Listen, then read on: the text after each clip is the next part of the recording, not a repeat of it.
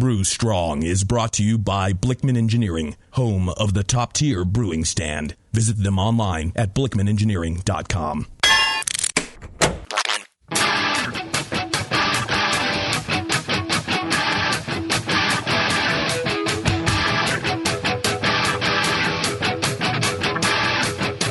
Brewers, it's time for the beer radio you've been looking for. This is the show that dispels myths, tackles the toughest topics, and makes no apologies for geeking out on beer. Hosted by two guys that drink before they think. Jamil and John Palmer. This is Brew Strong.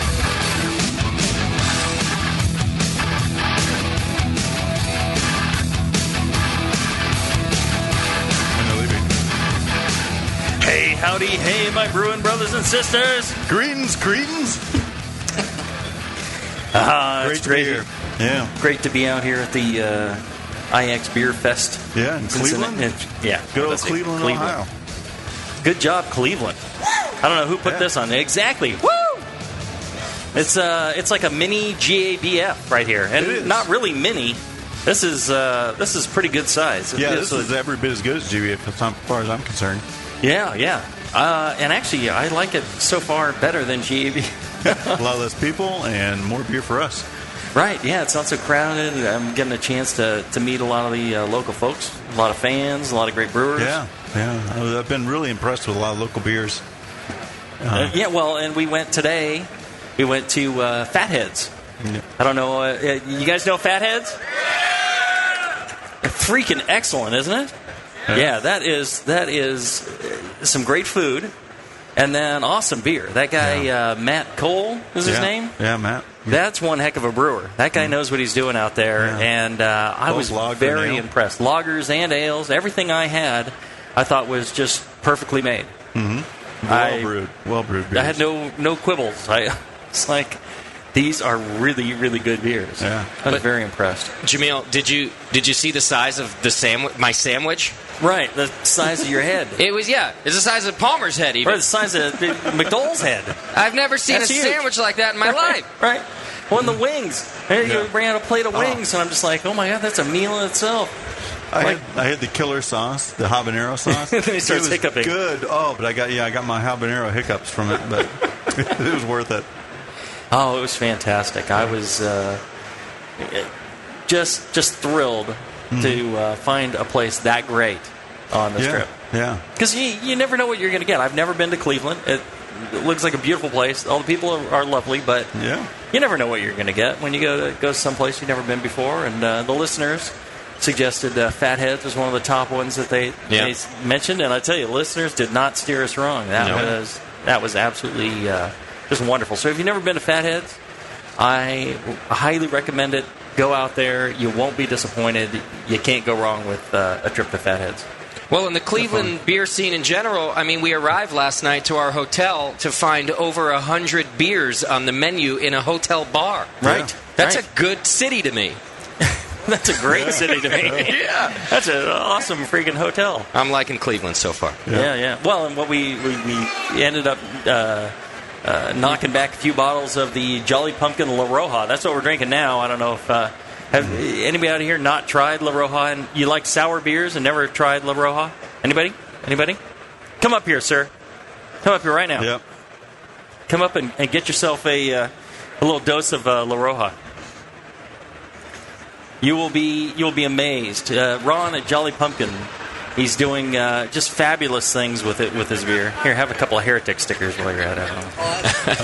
Jamil's pouring beer already at the Cleveland International Beer Festival. I'm pouring somebody else's beer, and I'm giving out my stickers to go with it. Here, it's help yourself there. Yeah, if you haven't tried it, absolutely fantastic beer. Now, folks in the audience, I'm not going to make you sign a waiver or anything, but we are streaming this to the world. You can wave to the cameras and say hi to Mom at home. Camera. Yeah. You can, listeners at home, justin.tv/Brewing Network will try to send you as much video as we can so you can see what's happening. There you go. All that's happening right now is that Jamil's trying to get the audience all lubed up to enjoy the show. Right, Yeah. So you'll enjoy, and I'm good. And you'll say good things about it. There you go. Yeah. They have this beer over here. You have to take a couple of heretic stickers with you. Well, you got the yeast at the end. Well, that's one of the things we wanted to talk about was yeast. The yeast that's used is beer and the beer character. Volume for your we're all out of. Well, no, maybe there's a little sludge left there. Help yourself, sir. Yeah, it's available over at the Jolly Pumpkin booth too. They right. got both the band beer Go to and the Jolly Loha. Pumpkin booth, and they have that there. It's absolutely one of my favorite beers at the fest, and one of my favorite beers. Period. Yeah, I think that is perfectly done. And apparently it's in a magazine. No, somebody's holding up something that looks mildly pornographic. He says no. It's beer pornography, right? Beer pornography, yes.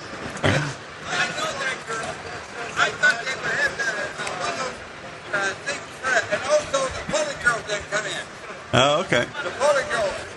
Yeah, there's some. You see it again. There's some hot women on here. I don't know. The Pale Ale Challenge.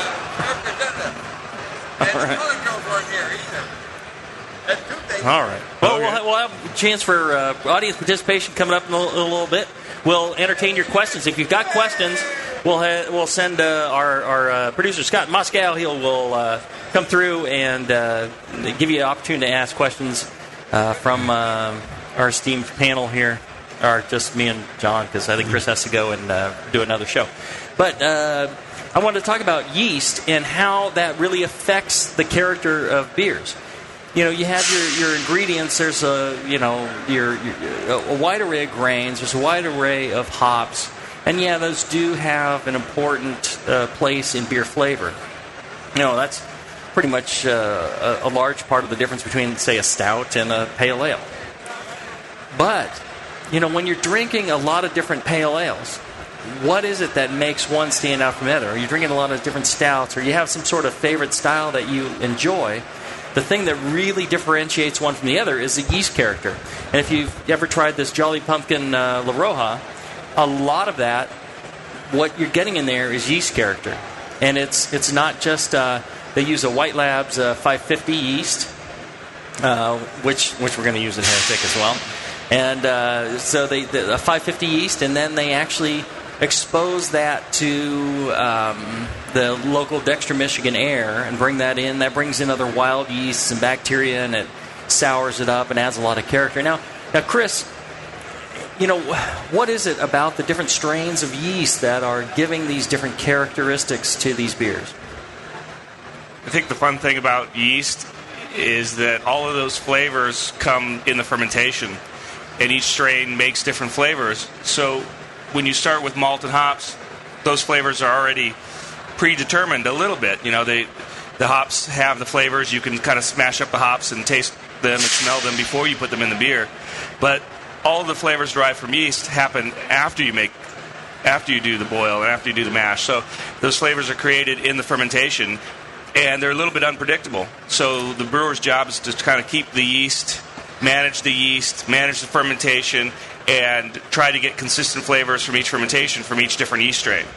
Because as each yeast strain grows in the beer, they make different flavor and aroma compounds. Some of those you never taste because they're in too small amounts. A lot of those you don't want in very high amounts, but you want just the right amount, so it makes the beer taste different. If this beer was made with California ale yeast or different ale yeast strains, it would taste really, really different. Well, that's one of the things. We were over at the Willoughby, where they have a really fantastic peanut butter coffee porter, which a lot of times you hear these things, you think, I don't know if that'll work. It really works on this one. Yeah. Really fantastic. And one of the things that Rick told us was that they're using the Cal Ale yeast, the 001, because it has a much cleaner profile. And that allows the peanut butter and the coffee and the other roast grains and stuff to really come through. So if you want to see an example of a clean yeast where the malt really has a lot of effect, you can go to the Willoughby booth. It's out there at the end, and that is a good example of that. Yeah, and if they used a yeast that was more earthy, dusty, spicy, maybe that would it just wouldn't be the same beer. Right. They would have some conflicting. If you took what's going on in this Jolly Pumpkin beer and put that onto that malt and character that they have in that Willoughby beer, you'd probably have a train wreck. Yeah. It wouldn't taste that great. I think that would be a real problem. Oh, who knows? Maybe it'd be fantastic. But even with the using something like the California ale yeast, now, Chris, it's possible to ferment that under a variety of different conditions. So you can have lower gravity wort, higher gravity wort. You can have impact from temperature. You could go lower temperature, higher temperature, more oxygen, less oxygen, nutrients, pitching rates, things like that will all affect the kind of character that the yeast will produce. Now, Cal Ale yeast is from White Labs, the 001. That's commonly used in a lot of breweries, a lot of craft breweries across the United States and elsewhere in the world. And it's kind of a signature. Well, because it's really easy to work with yeast. It's real reliable. It ferments well. It attenuates well. It's got a fairly neutral flavor profile, balanced hop and malt character. Just generally a great yeast. But I think it's lager-like a little bit, so it allows malt and hops to come through, but it still tastes like an ale. Right. It's just enough esters and things to taste like an ale. Well, what's the difference between the taste of a lager and the taste of an ale? In the yeast sense of things. I think fruitiness compared to non-fruitiness and maybe sulfur. Lager yeast will have very low ester fusel alcohol levels and maybe a little bit of sulfur, but ale strains are more on the fruity side. Fruity, but not overly fruity. Yeah. Mm-hmm. Yeah. The temperature that you brew a particular yeast at also makes a difference. I mean, Cal Ale at 62 degrees versus 67 degrees are two different beers as well. Right. Because the yeast is creating these flavor compounds as they grow. So if you have a higher temperature and they grow faster and grow more, you'll have more flavor compounds. Yeah, different proportion. Yeah. So the brewer controls a lot of the flavor that is coming out of the yeast. Yeah. They can take one type of yeast and make multiple characters. Yeah, a brewer spends a lot of time thinking about what yeast strain to use. They can't just take something from the air like you would in a winery. They have to use something that's been cultured in order to make beer. So they have to think about what yeast strain. They have to think about what conditions, what temperature, what kind of fermenter, how much oxygen to give it. So they have to think a lot about these things. And the same thing you do when you're making beer at home. All right, excuse all the terrible noise on my microphone there, but I'm getting another beer out here, and I'm not sure that we're allowed to, but I'm doing it anyways. And how many tickets? Because here in the audience, I want you to get a chance to taste something that this is the St. Bernardus 12, and this is one of the things about the beers from Belgium is there's quite a bit of yeast character, right? Mm-hmm. So what is it about the beers of Belgium, Chris, that have so much yeast character? Why is that? I think the strain selection that was done about 50 years ago, they chose yeast strains that had more character to them. And if that happened today, perhaps, if the strain selection that happened in the 1950s, if that happened now, maybe some of these Belgian breweries making Abbey-style beers would use California ale yeast. But they did the selection at an earlier time when there were strains of more character and phenolics and esters out there. So that's what they ended up using and reused and reused and reused. So we're lucky that we have these beers with these unique evolved flavors. Yeah, evolved flavors that people grew. Well, and what are the flavors we're getting here? We're getting some fruity, plum, fig, cherry, and we're getting also a slight bit of phenolic there, a little bit of a spicy kind of character. Yeah. And a lot of times people think that the Belgian beers have spices in them, and they don't really have spice in them. It's just character from the yeast.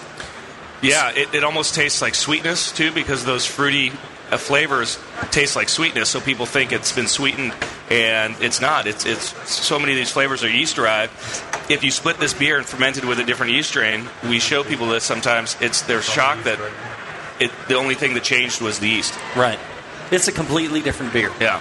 And if you brew your own beer, if you do a trial of yeast side by side and you try different yeasts with the same wort, you will find that you get radically different beers. You would say, well, this can't be the same beer, or same wort, same hops. It's totally different. Now we're doing some pilot batches for Heretic. We're opening up a brewery, and so I've been doing pilot batching at home. And one of the things I do is I try a bunch of different yeasts. So I'll go down, I'll get on to more beer, and I'll pick up a bunch of different vials of White Labs, and I'll try that. And then I'll drink them side by side, and just radically different. But sometimes you'll find I have an idea of what yeast I want to use, and I know the characteristics of the yeasts fairly well. But then, sometimes you get kind of a happy surprise. It's a little bit different depending on the conditions, and you find something you go like, wow, that really pops. That really tastes like a great beer. That's something I'm really proud of. Have you ever done a fermentation and got a certain flavor characteristic from a yeast and then not be able to replicate that? Does that ever happen? No. I've had some where repeating it later, it's like, whoa, it's different. And then I'm like, well, what happened? And then usually I'm able to figure it out. Because I have pretty good control over my process. And, as far as, what I'm pitching, my oxygen levels are always, I keep them very consistent.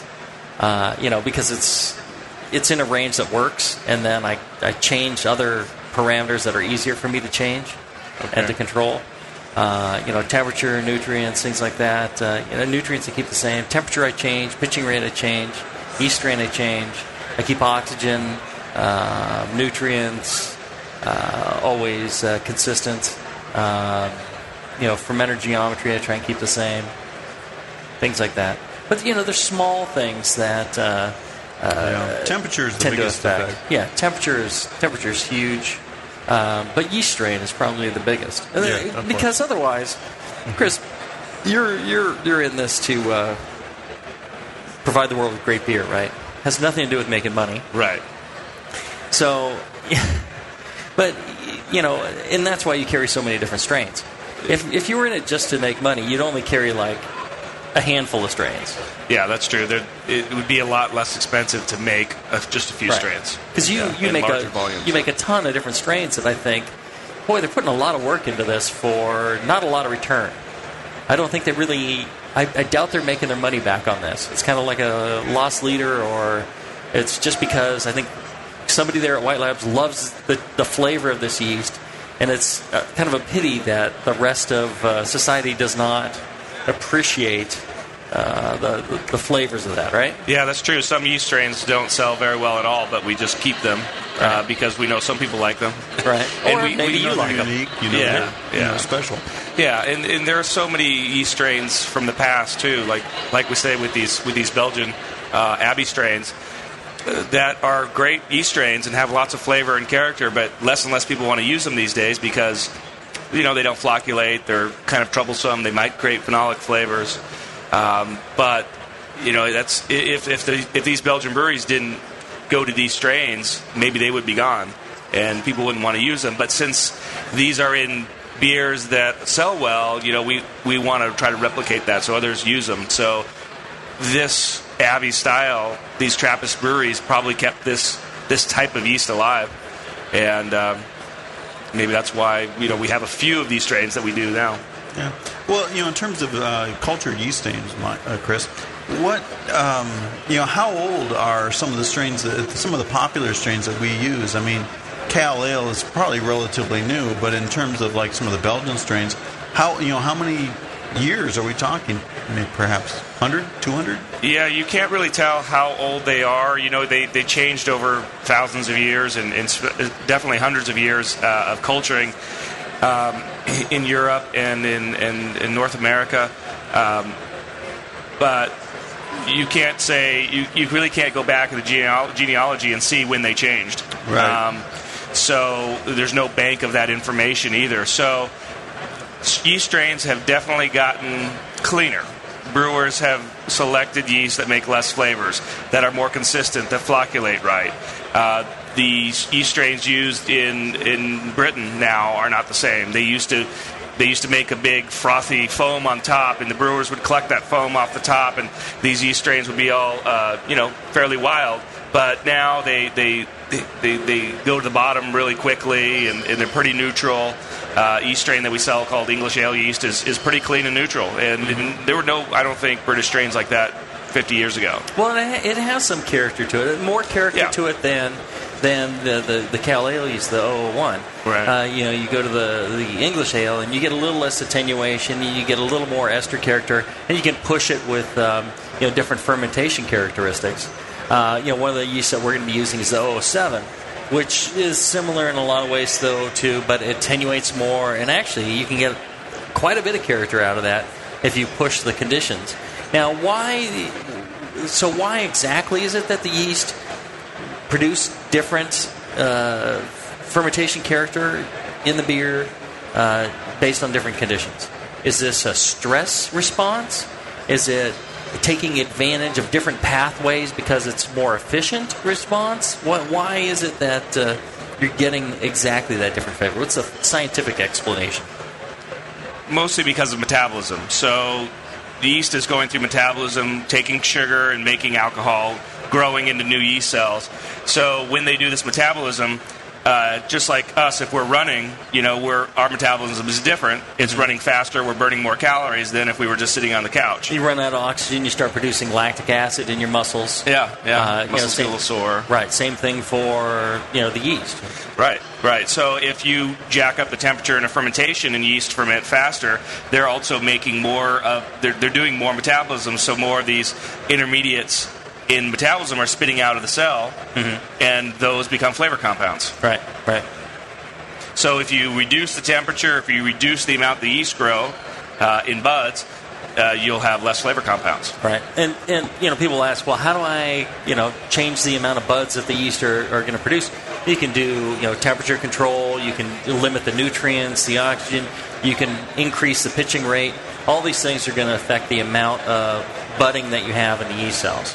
Amount of total growth, yeah. Right, and that's going to affect the flavor. So those are all just kind of like dials that you have on the fermentation character of your beer. How many people out here brew your own beer? Yeah. Okay, Right. Good number. All right. Well, and Chris is going to have to run off in a little bit. I'd like to keep him for the whole show, but unfortunately, he's going to run off and do a comparison of in about 5 minutes about 4 different beers from 4 different breweries using 4 different types of yeast. Yep. And that's going to be where? In the VIP lounge. VIP lounge. The very important... Back over there on the left. Brewer lounge. Yeah. There's food there, too. There's food there, too. Hey, cheese. Crackers. Don't be trying to steal our audience. Because I'll tell you what, if you stick around here and you're homebrewers, and any question you want, Palmer and I will answer that for you. Doesn't matter what the subject is, we can tackle that for you. And I still got a few heretic stickers for those who are interested. Just let me know. And it's a blatant bribe, but... That's right. Maybe if you ask a question, I give you a heretic sticker. All right. Okay, so what other beers have we... Or one of the other things about beer and tasting the character of the beer. When you get these beers out on the festival floor... A lot of them be served cold. They submerged them in ice in order to keep them cold and keep them steady. That's a good thing. But when you get it, you may want to warm it up a little bit to get a little more of the character out of the yeast and see how that character comes across in the beer. Yeah, but you'll get different flavors expressing themselves in different proportions with temperature increase. Right.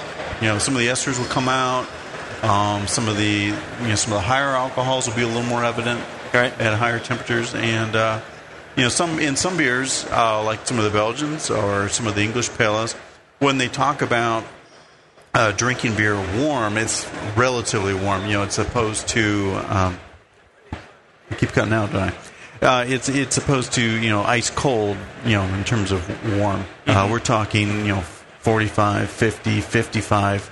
55 probably is an upper limit of how warm you'd want to drink any particular one beer. Rick is also heading up there is a real cask beer bar over in the corner over this way here.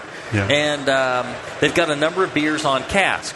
And what that is the beers are served at cellar temperature instead of ice cold. They're served at cellar temperature, which is like 50. They're served through a beer engine, which they pump it through, and it actually has a little less CO2. But they also drive the bubbles through it, and you get this giant cascading of bubbles when you're served this beer. Mm-hmm. And what that does is it really drives a lot of the aromatics to the top. It's really a pleasurable experience in that respect. And the warmer temperatures allow those beer flavors to really express themselves. Not only the flavors of the malt, the hops, and that, but the yeast. And the yeast character, I think, is probably the thing that suffers the most in a cold beer. Yeah, you're right. Yeah, those light accents that you get from the beer flavor, in a very cold beer, it's gone. So that's what's nice about a cask beer is it softens up the carbonation, and also it brings out some of those aromatics, and you can get those when you're drinking it from a cask. Mm-hmm. And that's over back there on the left, past the USA Northeast area. And that was Rick from Willoughby Brewing you were talking about. Right. They have he has I believe it's barley wine. There's barley wine. There's a robust porter. There's a double black IPA. There's a pale ale with some smoked malt in it. Yeah, nice selection. Very interesting, diverse selection they have there. So it is. Definitely stop by and give that a try. You'll be. Some people, they say, well, the beer seems warm or it seems flat. It's like, get past that, what you expect. And think about the flavors and the aromas and really smell the beer and try and get into all the little details and nitty-gritty of that experience. And you're like, wow.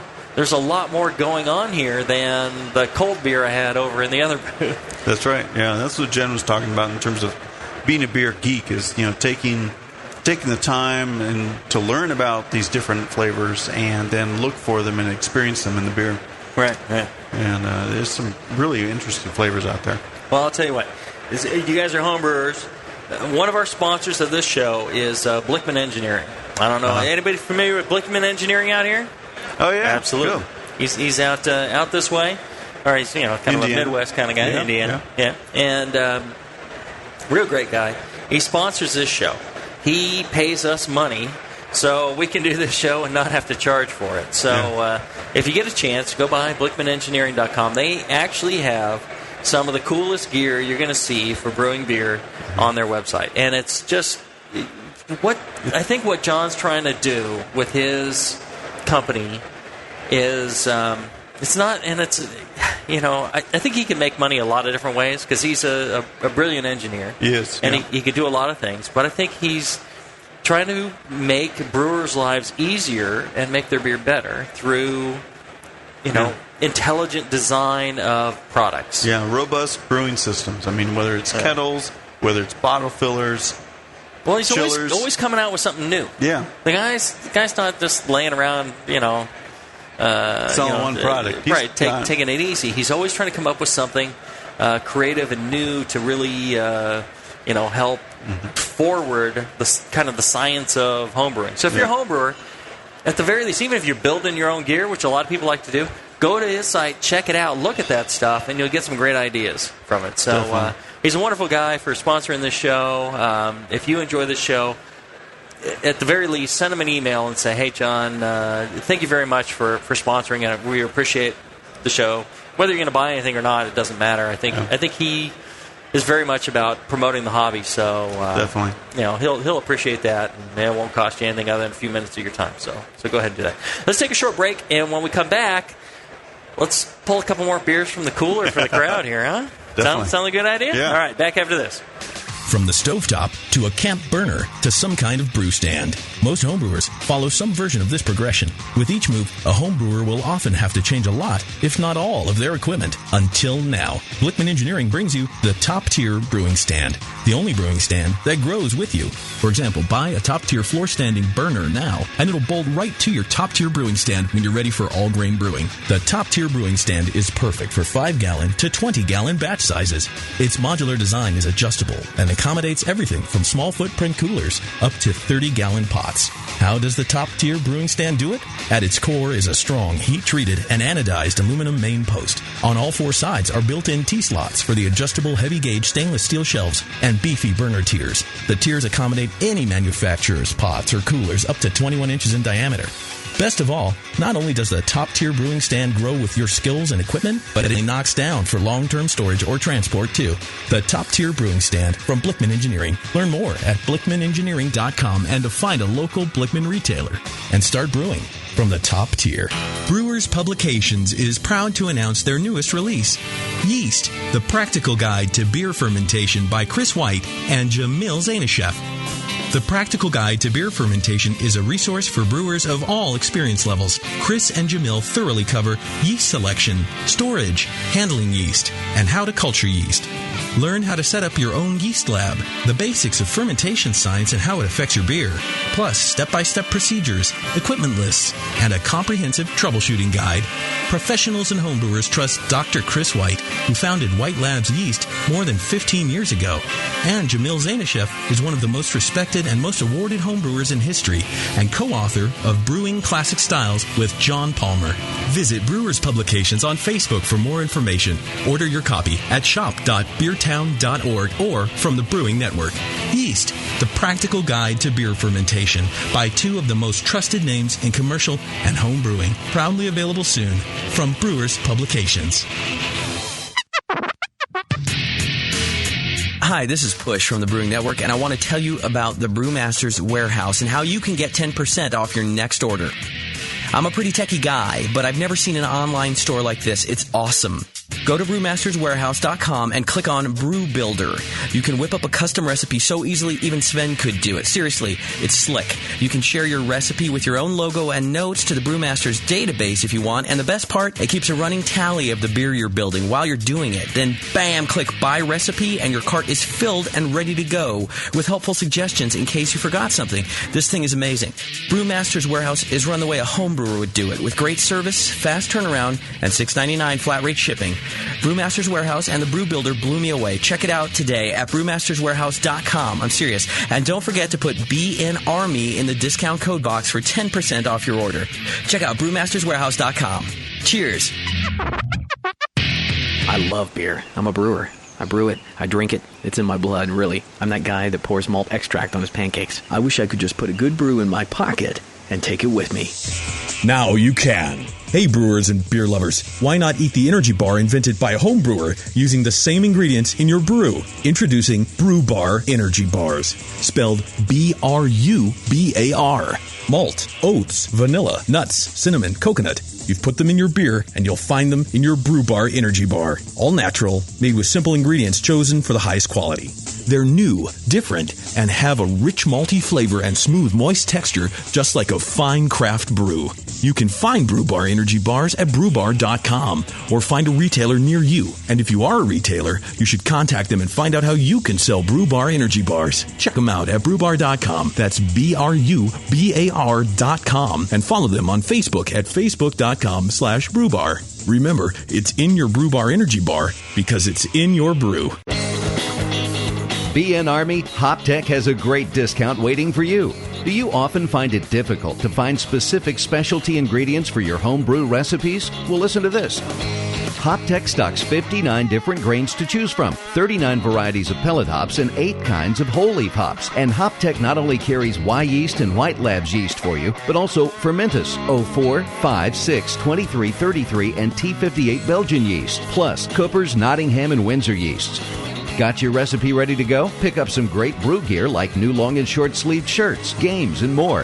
HopTech's new website is being updated every day with new items. If you don't see it, call the shop. They're open 6 days a week. BN Army and AHA members get a 10% discount, and active military personnel get 15% off. Visit HopTech.com today for great selection, great service, and a great discount. HopTech.com. Hilo, what's it feel like? Take awesome and multiply it by 2. Yeah!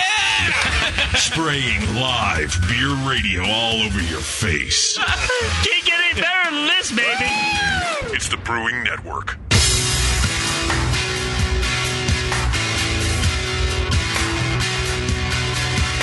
Like the Lance Armstrong of the beer world.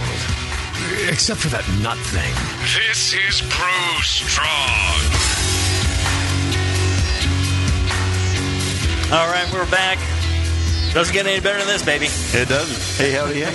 We're having a great time at the Cleveland IX Beer Fest. This is the first, and I hope the forerunner of many. Yeah.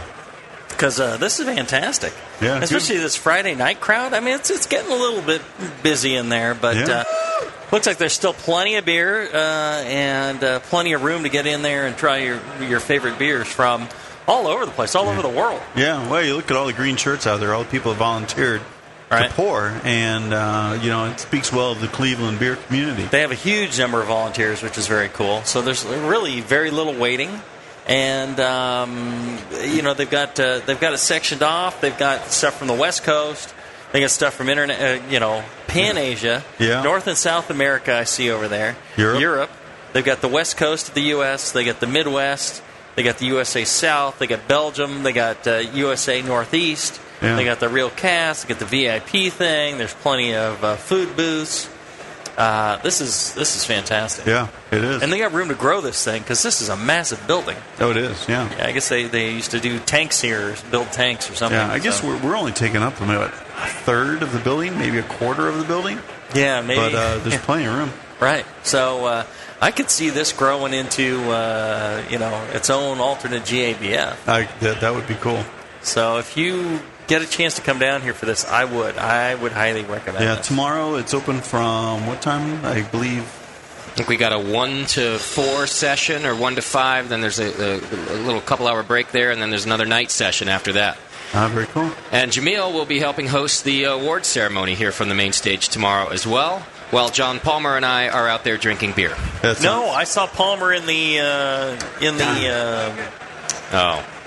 book signing.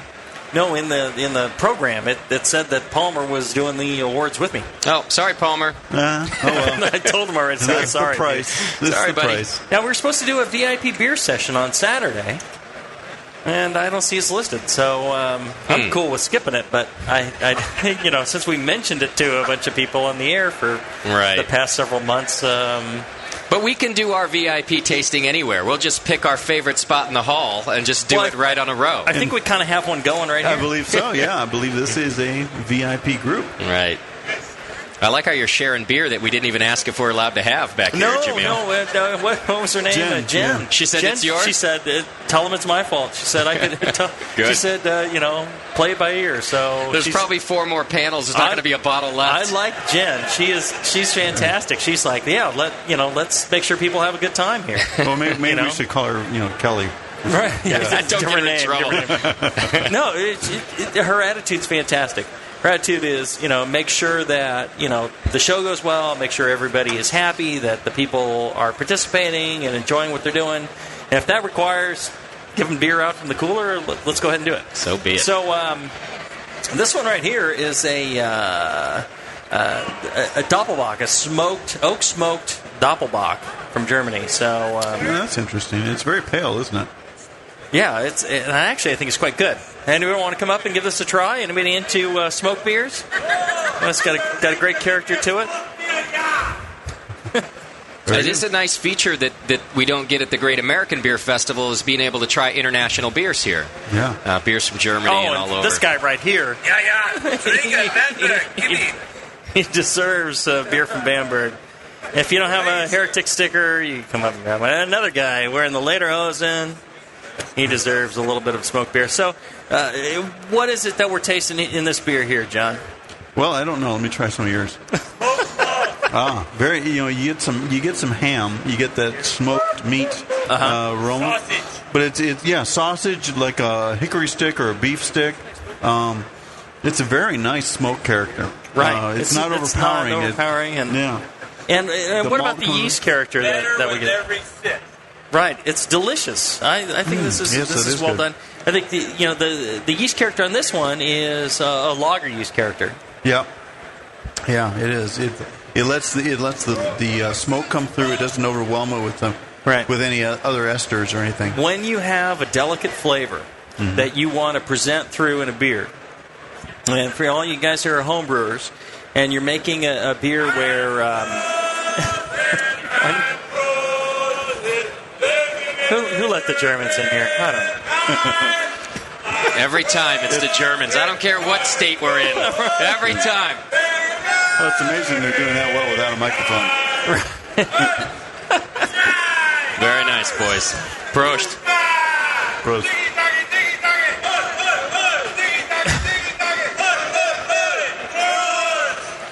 All right, you can see all the action on justin.tv/brewing network. And believe me, it's a lot of action. That's some action. Those guys really fill out them lederhosen. Yeah. It took more than one sausage to make that happen. This is not their first rodeo, Jamil. Very nice. But to get back to my point, if you're making, your homebrewers out here, a lot of you guys and gals, yes, my brewing brothers and sisters, if you're making a beer where you've got a delicate flavor that you want to present along with the rest of the character of the beer, you want to stick to something like a lager yeast or something like Cal Ale 01 or 1056. Something that's going to leave a fairly clean impression on the beer. Some of the wheat yeasts that are done, the American wheat yeasts, those are Kolsch related, I think. And those will also do a fairly good job of it. Yeah. If you want a delicate flavor, like a lot of people have asked, how to make a strawberry blonde. And strawberry's a fairly delicate fruit as far as beer flavor goes. You got to use a lot of strawberry. Peach are also real tough. You tend to use apricot instead because it tastes like peach anyways. But yeast character plays a big role in that. If you get a really characterful yeast and you allow a lot of esters to come through, instead of complimenting it, it's like a lot of times people ask me and they say, well, can I seem to get a lot of pear out of this, yeast. Can I go ahead and make my pear wheat beer out of this? And, it'll complement it. It'll all take... Yes and no. I mean, that rarely works, I think. Right. When it's a delicate beer, what happens is all those esters that are coming up from the yeast fermentation, they will just muddy the character, and it really, all of a sudden, it actually lowers it. And it seems like you're not tasting the fruit that you added or the smoke or whatever it might be. Yeah. And when you go with something like a lager yeast or a clean ale yeast for those beers, the yeast kind of gets out of the way, and all of a sudden, if you take the same wort and add it to a bunch of different yeast to the same wort, you will get an amazing pop of the fruit flavor or smoke flavor or coffee or whatever it is you're doing, or spice on some of those yeast. In other ones, it's like, well, did I add any of this spice or this? And that leads me to a point that I tend to make when I talk about home brewing. In fact, just a month ago, Randy Mosher sent me an email. And you all know Randy Mosher, author of Radical Brewing and so on. He's coming out with a new book on home brewing, and he asked me for some input on what I feel are some of the better home brewing practices, and what are some of the practices that a lot of home brewers fall into that aren't so good. And one thing that I think a lot of people go overboard with is in recipe formulation that they try to combine too much. They'll combine a lot of heavily flavored malts and heavily flavored or high flavored yeast, like some of the Belgian strains and so on, and they end up with a muddy beer tasting. I like to compare recipe formulation to making a sandwich. I mean, everybody knows how to make a sandwich. You get a little meat, a little cheese, a little mustard, and you don't go overboard on any one thing. And as a result, I mean, everybody knows how to make a sandwich. You know that you're looking for a balance of flavors. You don't want to use a half cup of mustard to put on that bread, and then put on one slice of meat and one slice of cheese. All you'll taste is mustard. Same way with brewing, with formulating a recipe for beer. You look at your base ingredients, and then you look to accent those ingredients. You're not trying to go overboard. You don't overhop a beer. You don't go with a yeast that's going to completely overshadow the malt and the hops. You're looking for a balance, and you're looking for a balance among simple ingredients. You don't want to get too complex. Now I really want a sandwich. Well, I always do too. Yeah, but I think that's one of the secrets to good brewing is knowing when to restrain yourself when you're creating a new recipe, and in choosing your yeast strains. I mean, that is part of that. It's knowing what flavors and what blend of flavors you're looking for in that final beer. Often you're looking for something that complements each other, so you don't want any one thing to overwhelm. Well, and talking about that, here's I think a fairly decent example of that is this Envious from New Holland.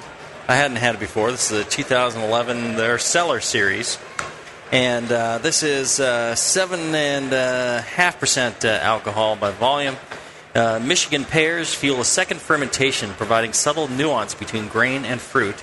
A slumber on oak and local raspberries adds depth and tartness.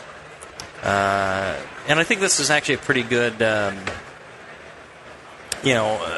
example of what we were talking about, kind of a delicate fruit beer character. And the oak and all that. And I think if you had a lot of yeast character in this, I think you'd have difficulty really getting those other fruit and other characters in it. What do you guys think out here? You want to try this? Yeah, come on up, give this a try. I think that's a fairly decent example. So just take the bottle and step back down. Yeah, go ahead and take it down off the stage. Try and do short pours so everybody can get a chance to taste it. Yeah, we don't need to pour it for you. You can do that. I like it when you guys serve as hosts and bartenders. I think it's kind of cool. Right. Well, they give us a bar, and they give us beers behind us, and what are we going to do? You're doing it right is what you're doing. We're friendly. That's what we are. Yeah, but we're friendly frickin' people. It's a nice balance. And fruit beers are, really, they're a good blend of, taking advantage of the yeast character that gives some fruity esters, and then adding some real fruit to the beer and getting a little bit more fruit character. It can be very nice, very, very thirst quenching. All right, so we've been talking for a bit here. We got a number of folks that seem like fans of the show. I want to give them a chance to come up. We got Moscow here to our left, to your right.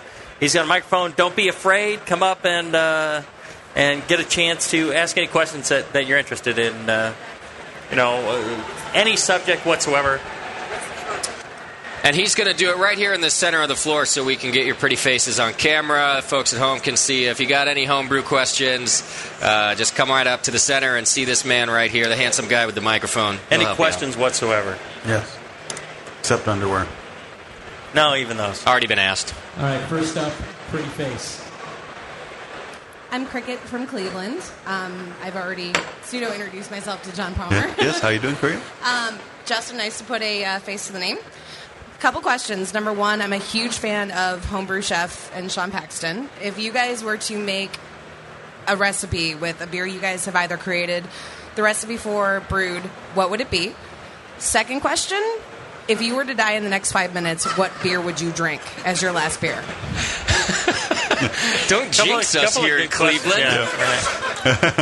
We still got to fly home, Well, the second question's pretty easy. Sorry, in the next 10, 20, 30, 50 years, what would be the last That's beer fair. you drink? It's a good question. That second question, what beer would we want last? It's the beer I'm drinking now, but there are so many great beers, and the interesting thing is, I think you come across beers in your travel where at the moment you taste it, and you need to be open to the fact that this may be a flawless, perfect beer. This may be the greatest you are ever going to taste this beer, and it may be just a sublime experience. And if you're looking too critically at, well, let's see if I can find some flaws in this. And a lot of people that are trained beer judges, that's how they're trained, is to find the flaws, not to find the reasons that it's great. But the other night we were sitting and we were drinking this. We got a bottle of La Roja from Jolly Pumpkin. I'm tasting this, and I'm looking at Justin, looking at each other. I'm like, this is perfect. This is you can't do any better than this. This is at just this place at this time. Flawless beer, and you will drink this, other times, and maybe it'll be 48 points, not 50. Well, I'm here to say though that blend 15 bottled on 12, 10, 10 is freaking fantastic. That is a flawless beer. Now, I've had it here at the booth, the Jolly Pumpkin booth here at the festival. Yeah. It's freaking fantastic, and we've shared some with you guys out here. Right now that would be the beer I'd drink, but if it was earlier in the day and we were at Fatheads, I'd be just like, give me the what is the Hardhead IPA, or what was it? Yeah. That was great. The Fest. The Darker Fest beer. Spring Fest, No, not the Spring Fest. Well, the Spring Fest was also excellent, but the Darker Fest beer was a wonderful excellent beer. As well. Every beer was wonderful. So, maybe I'd say if I had the time, wheel me over there to Fatheads, sit me down there, and order me up whatever they got. That could be the way I spend my last 5-10 minutes. Yeah. I'd be happy. I'd be begging for more minutes, but I want the record to state that Jamil, he's a pretty decent BJCP judge. I know he's at least nationally certified, if not higher. I always forget.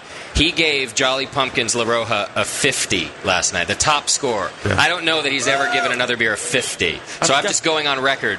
Given out a couple of 50s. You have. There's beers when you taste them and you're just like, wow, right now, right here, this is flawless. You cannot do any better than this. There's no... You can't make a change to make this better. And then the only thing you can do is make it different. Yeah. Then we proved it by ordering 4 more bottles. Right. Yeah, exactly. We ordered a bottle. We ordered a bunch more bottles. Yeah. I came here. I dumped a whole bunch of tickets in the Jolly Pumpkin bucket there. The lady's like, "You want more? You really like this beer, huh?" I'm standing there like, "Yeah, give me another. Give me another. Give me another." Good job. All right. So I kind of annoyed her. But sour beers are very nice especially after you've been drinking beer all day. But they can be horrible too. They can. Yeah. But the Jolly Pumpkin, just a beautiful approach to it. Yeah. What's your 5-minute beer, Palmer? You didn't give one. For me, I like the sours, but I also like the IPAs, and I've had some good IPAs here tonight. The Moonstone at Willoughby, even though Rick swears that it's not as good as it was last time that he brewed it. Now that's a real fruity character to that Willoughby Moonstone or Moonstone, I believe. Yeah. Moonshot. I'll go with Stone. Moonstone. Okay. But it's the same place that has the peanut butter coffee porter. Yeah, which is nice. Which is actually really, really good. Yeah. I was like, ooh, yeah, I like that. Yeah. Oh, it smells like a Reese's peanut butter cup. You put your nose in there. Yeah, it's got a fantastic aroma. How do they do that? Yeah, but their Moonstone IPA is very nice. Good balance of different hop varieties to bring out a nose. I've had some other IPAs, you got to pick one. Pick one? Pick one. Pick a beer. That's her question, is pick one. You have 5... Don't go... Well, I would go with... You have 5 minutes to live. Okay, Moonstone. His answer's going to take longer than he's got to live. Yeah. I'm not as diplomatic as these guys. It's a piece of cake for me. Cantillon Rosé de Gambrinus. A super sour Belgian ale. I'll take it any time. It's piece of cake. Done. You guys are much more beer diplomatic than me. I don't know. Paul C. I don't know that I'm diplomatic. Park, Ohio. Has anyone in this season done a dandelion beer? I imagine that people have because a lot of people do dandelion wine. So I would imagine there's a dandelion beer out there. That would be interesting on a real light Coles type base beer. Well, he's asked a question. Give him a sticker. Couple heretic stickers for you here, sir. Thank you for participating. Yeah, I don't know of any. But I would imagine, and I think that's a great thing for a home brewer to do. That's one of the things that, some craft brewers I don't think understand the value of the home brewer population. And the home brewer population comes up with things like, well, let's try dandelions, let's try this, let's try that. Stuff that you just can't do commercially. They're going to go ahead and do it. Yeah. And to a point where it's like, wow, that's fantastic. And then they'll come around to your brewery and they'll share it with you. And they'll let you taste those beers. And you're just like, there will be some bad ones, but there's going to be some ones where you're like, oh my God, how did you do this? Yeah. I want to do that. I think I could sell a lot of this. This would be a great thing for my brewery. And then the home brewer would go, oh yeah, here you go. Here's how you do it. Can I come by and help? Mm-hmm. Yeah, can I shovel out your mash tun? Sure. I tell you, home brewers are a wonderful, wonderful part of the whole industry. So and craft brewers too. I mean, most of the craft brewers we meet are every bit as helpful as a home brewer. Oh, sure. Well, and I think the whole industry is, but sometimes I think it kind of gets lost in the crush of all the things you got to do in order to make it work. I mean, I'm already kind of up against the clock on that, but it's nice to have that community that is really just really generous with their time and their information. George from San Antonio, Texas. George. Shout out to the San Antonio Cerveceros, our homebrewing club down there. Came up here for two reasons, the great beer and to see you guys. A couple of questions other than, I know you didn't drive the Westie because I heard you were flying. The biggest question, we're seeing a lot of radical beers out there, extreme beers. All right. Where do you see the next extreme beer? What level are we going to? And probably the single most important question, where the heck is Bevo? That is an important question. It would be nice to have a Bevo sighting here. Yeah. Definitely. I think extreme beers. Yeah, I think everybody's going to come up with some 20% Imperial Stout or something like that. Where, for the crowd that's into it for just alcohol, that's just going to happen. But I don't know that. So I think alcohol's been pushed, and people have gone up to 25% or whatever. But I think the average pub hasn't done that. They're sticking around. They're going up to 10, 14. Yeah. I think in extreme beers, everybody will go up to that 20% mark now that it's not that difficult to do. Yeah, but it's unfortunately it's really, I consider it more of a novelty than an improvement. I have had some very good beers. What is it doing for the beer? Yeah. What is it doing for the drinking experience other than getting you liquored up? Yeah. Usually not much. I mean, there have been a couple exceptions, once in a while a barley wine or a Russian Imperial Stout that alcohol level does kick it up a notch, and you can appreciate, sipping, that kind of beer. And there's been other 12% beers like an Imperial Red. I don't know. I'm thinking at the moment. I'm thinking of Grand Teton Pursuit of Hoppiness. They bill it as an Imperial Red. I forget what its alcohol is, but I think it's more like around 10. But a very drinkable double IPA red amber ale kind of beer. Mm-hmm. Good balance of hops to alcohol to malt character, and I think it's a net win in terms of pushing the alcohol that high. Right. But really, in terms of going back to the question, where's the next radical thing?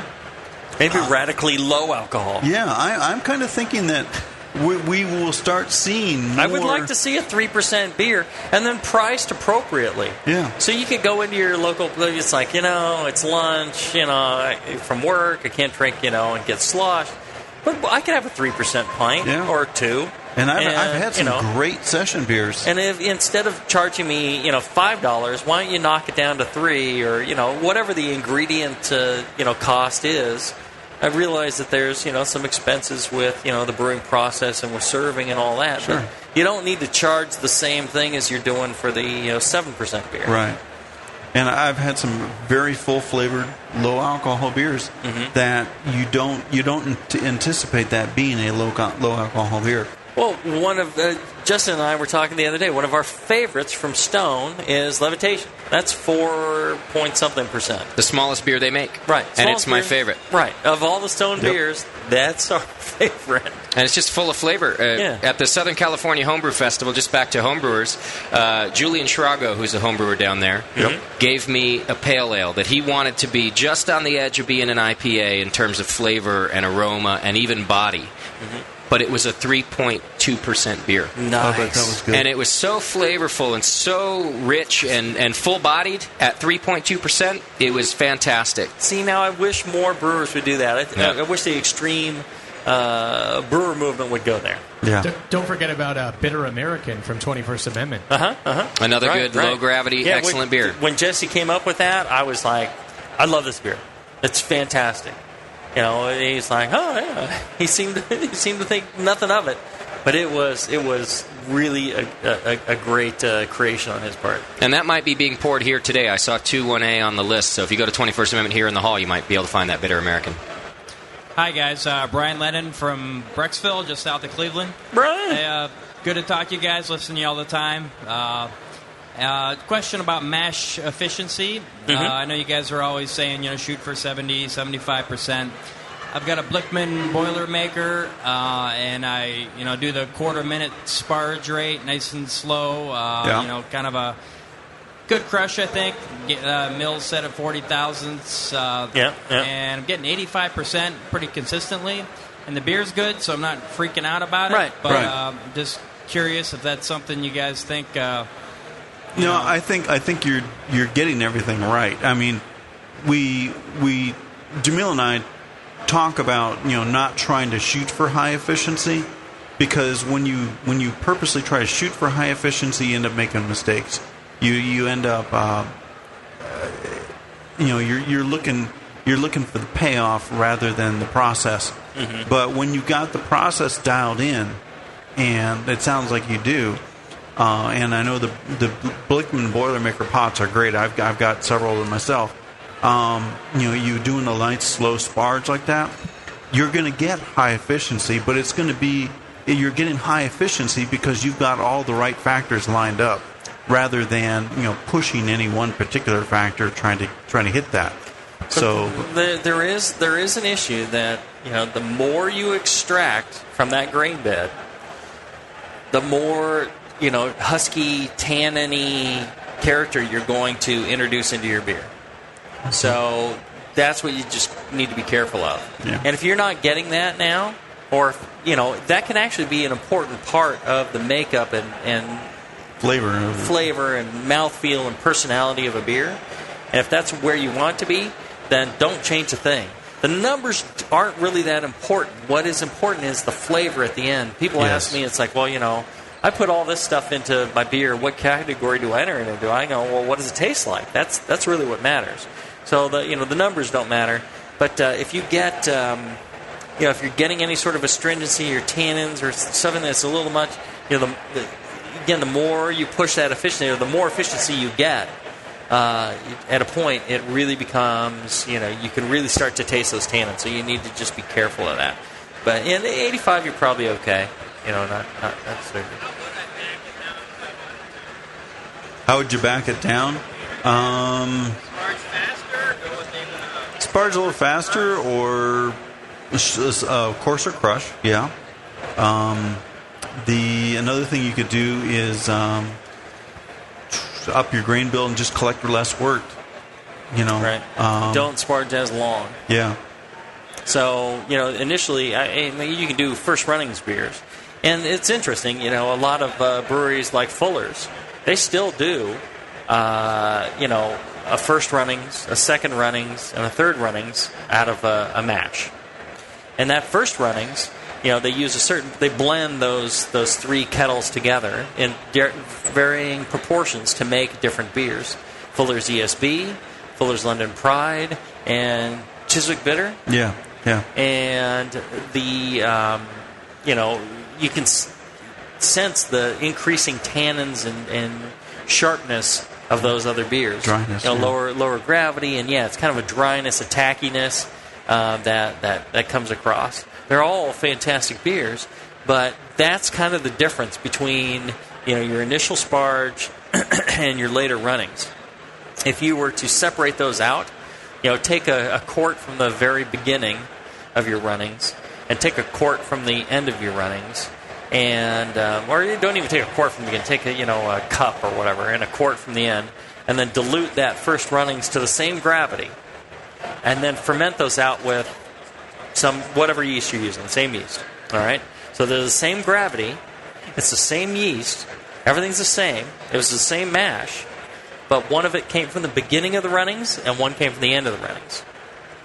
What you'll find is a malty character, a richness to the first one, and a harsh, grainy dryness to the second one. And that's the difference between pushing, efficiency and not. Yeah. And I don't think you're really doing that. I think you're doing fine, and you're probably making great beer. But that's what the character to look for, and it's an interesting experiment. That first running, last running thing. A huge difference between the two. Hey, Jamil, I never like being the one to end the party, but you two have a book signing to be at in just about 5 minutes. Oh, okay. Oh, yeah. We're going to go over to the store over there. Festival store in the corner off in the distance, and we'll be signing John's fantastic How to Brew, which, if you don't have it, you should. No matter what level of brewer you are, I believe you should have a copy of How to Brew. And Brewing Classic Styles, and then if you have the yeast book, I will sign that as well. By Homeboy and Dog Meat. Yeah, Dog Meat will sign it, and Homeboy is around here somewhere, and he will help sign it as well. So thanks for participating in the show. Glad you're going to make it. If you ever get a chance, and if you're listening and you haven't been here, you got to come out. Yeah, if you want pictures, no problem. We got a few minutes for pictures. You got to come out to the Cleveland IX Beer Fest. I was skeptical at first because you never know what you're going to get. But this is fantastic. They have done an excellent job. This thing is going to grow like crazy. It will. You really need to come out here and check this out. Also, check out the Brewing Network store, brewingnetwork.com/store. Good things in there. You can buy shirts and hats and all sorts of goodies that help support the store. You can even get signed books, and that helps support the show. As well as check out Blickman Engineering, BlickmanEngineering.com. Right. Blickman with 2 N's. They lots of great stuff to help your brew day go a lot more fun and exciting and magical. Definitely. Magical. Just like this show. Magical. All right. Until later. Brew strong, everybody. Brew strong.